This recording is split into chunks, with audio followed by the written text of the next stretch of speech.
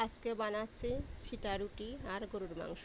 আমার ছেলে রাতের খেতে চেয়েছে সিটা রুটি আর গরুর মাংস, তো বানাতে শুরু করে দিলাম।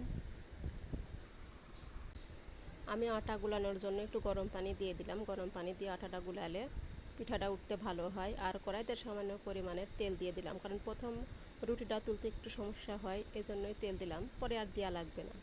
তো হাতের ছিটা দিয়ে বানাচ্ছি, একটু মোটা মোটো করে দিচ্ছি, কারণ রাত হয়ে গেছে, পাতলা করে বানাতে গেলে অনেক সময় লাগবে, এজন্যই মোটা মোটা করে একটু দিলাম। আর আমরাই তো খাবো, তাই না?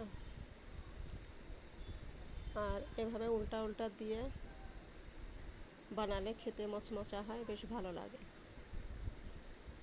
আমি প্রথমে একটা ভাঁজ করে তুলে দেখাচ্ছি। এটা ভাঁজ করা লাগে না, উল্টা দিলেই হয়ে যায়, আমি এমনিতেই ভাঁজ করে নিলাম। এভাবে সব পিঠাগুলো আমি বানাবো একে একে, কারণ এই সিটা রুটি বানাতে অনেক টাইম লাগে। এগুলা ধীরে ধীরে বানাতে হয়, আর পরিমাণে অনেক বেশি লাগে।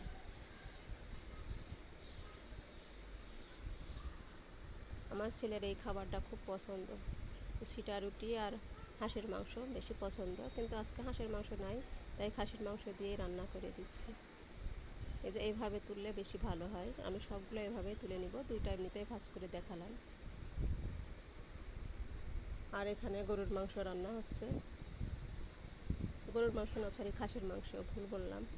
এখানে খাসির মাংস আর ওই সিটা রুটি আজকে রাতের খাবার। তো আমার ভিডিও যদি ভালো লেগে থাকে অবশ্যই লাইক কমেন্ট শেয়ার করে পাশে থাকবেন।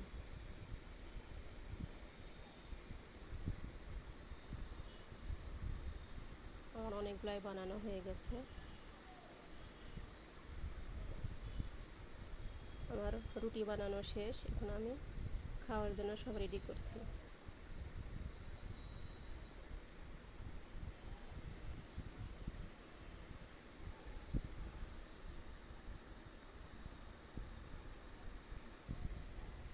আমাদের মতো সিটা রুটি কে কে খেতে পছন্দ করেন অবশ্যই কমেন্ট করে জানাবেন।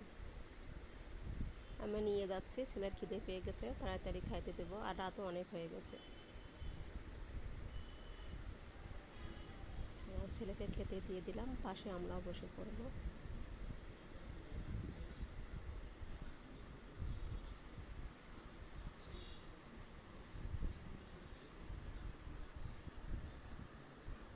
আমার ছেলে খেতে শুরু করেছে, দেখেন।